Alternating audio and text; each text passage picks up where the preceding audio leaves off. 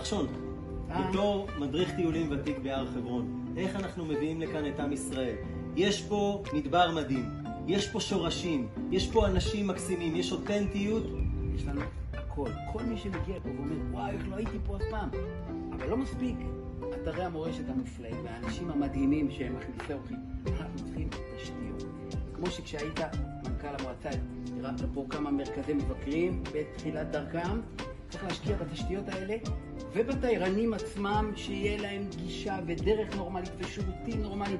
אנחנו נבנה יום, לפחות יום שלם, שאנשים יוכלו להסתובב פה במקומות מגניבים, גם בנקודות של יין, גם בנקודות מדבר, גם במקומות שהם יוכלו לאכול, כי הדבר הזה הוא בסוף הפנים שלנו כהר חברון. מי שיבוא לפה ויראה את האנשים, יתחבר למקום, לא ישכח אותו ויחזור. זה טוב לתיירנים, זה טוב לתושבים, זה טוב לעסקים, זה טוב למועצה וטוב ליישובים, וזה טוב לארץ ישראל.